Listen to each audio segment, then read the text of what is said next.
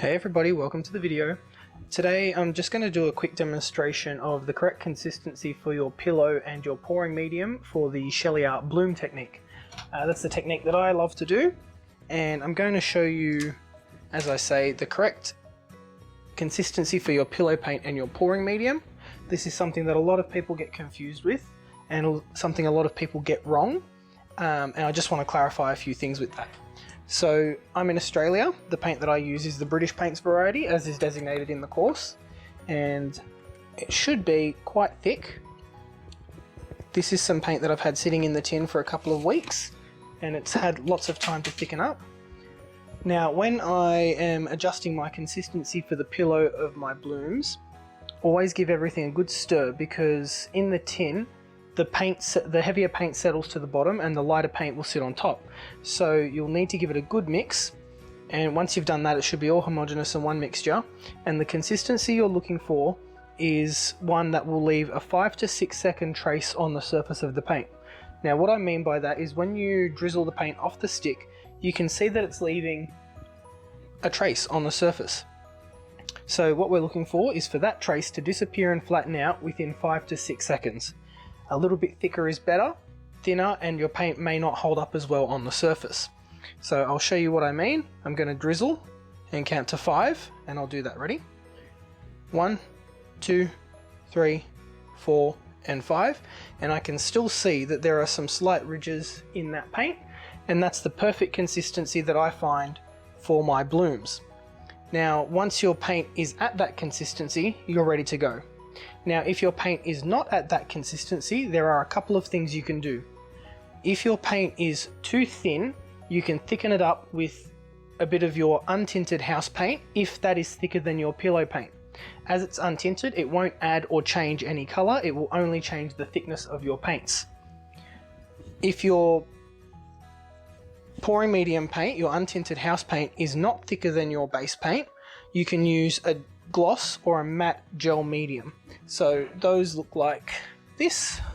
I have the Atelier brand here. It's just called Heavy Gel Gloss. You can also use Liquitex gel medium, heavy gel, light gel, whatever you can get your hands on that's thicker than your pillow paint. Just adding a small amount of that will thicken up your paints. Now, if you find your base paint is too thick, you can thin it down with just a little bit of water. And when I say a little bit, I mean a little bit. It will go a long way to thin this paint out. Now that we have our pillow paint at the correct consistency, we need to get the pouring medium to the right consistency. In Australia, we use the Taubmans untinted paint, and straight out of the container, out of the tin, it is very, very thick. And I'll show you that here. So this paint is incredibly thick, and I always liken it to thick condensed milk or snot. Because when it's not mixed, it's not very smooth, it's not very homogeneous, and it does look like snot. It's a disgusting way to describe it, but it's the easiest way for someone to relate.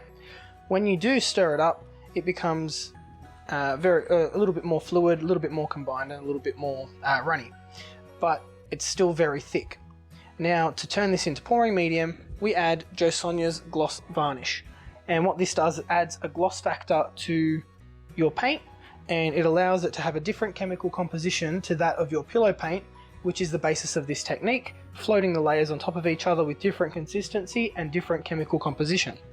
So there is a ratio that you can use, and that ratio can be found by doing the Sheleeart Bloom technique course. That can be found at sheleeart.com.au.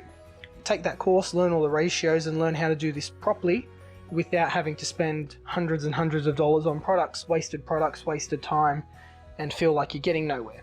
Honestly, just do the course and save yourself the trouble. If you do decide to take the course, I have a discount code, which is Sheleeart15mGrimer. So that's SHELEEART15mGRIMA. I'll put that in the description below, and that will get you 15% off the total cost of the course. It's only $100 Australian, which is cheaper if you're over in the US or in the UK even. So for the amount of time and money that you would spend working on this by yourself, trying to get it without taking the course, you might as well just do the course. So I don't use a ratio anymore.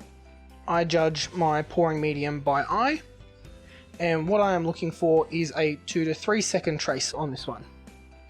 So I can see that that paint is drizzling back in nicely, and I'm just continuing to add Josonja in a little amounts at a time.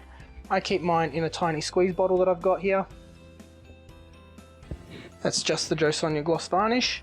That does come in a green bottle, which looks like this. Mine is very well worn. And you just want to make sure that everything is nice and mixed in, nice and incorporated. Now that looks just about perfect to me, and I will show you the consistencies up close now. So this is the consistency for the pillow paint. Okay. 1, 2, 3, 4, and 5, and that's holding its shape. And this one should only be about 3 seconds. So 1, 2, and 3, and it's already starting to disappear. I could thin it out a little bit more, but it's at the perfect consistency right now. So the best way to tell if your paints are at the right consistency is to do a little test on a small piece of paper or a small tile, just something that you can scrape or clean up afterwards.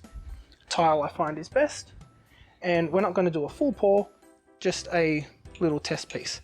So just a small blob of pillow paint, a tiny blob of pouring medium, and your pouring medium should hold its shape above the pillow paint just for a second before it evens itself out. And this is what it should look like. Okay, it should look almost like an eyeball from the side. And then to do a test, if we grab some cell activator, I've just got some white cell activator here, put it in the middle and do a small bloom.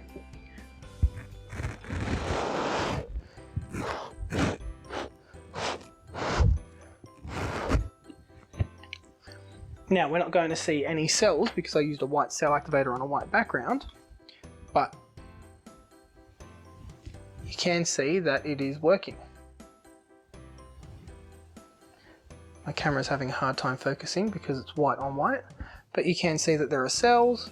I can see that colour underneath from the untinted paint, and I know that those consistencies are correct. So, to sum everything up, your pillow paint should be at a 5 to 6 second consistency. That means that when you drizzle the paint off the stick into the paint, you're going to leave a trace on the surface, and that should disappear within 5 to 6 seconds. If your paint is too thin, you can add a little bit of your untinted house paint if it is thicker than your pillow paint. And if your untinted house paint is not thicker, you can add either a gloss or matte gel medium. Just be careful when you're mixing a matte or a gloss gel medium into your pillow paint that you mix it very thoroughly so you don't introduce lumps and air bubbles. My advice would be to take a small part of the pillow paint that you want to thicken up and put that in a separate bowl or a plate container with your gel medium. Give that a good stir to thicken it up, then add that back into your main mass. That way you'll have a smooth paste rather than a lumpy mess at the end. Your pouring medium paint you will want at a 2 to 3 second consistency, and you want that to be the same for both your paints and your pigments. Just remember that when you are mixing your pigments, you are already diluting them with the varnish first, and you won't need to add that when you add your pouring medium. So my advice would be to dilute your pigments with the varnish first and then add pure untinted house paint to your pigments. That way you can adjust the consistency afterwards and not have it too runny in comparison to your paints. So again, wet down your pigments first with the gloss varnish and then add pure untinted house paint to it, and then you can always add more varnish if needed if they are too thick. Thanks for joining me for this video, and I'll see you in the next one.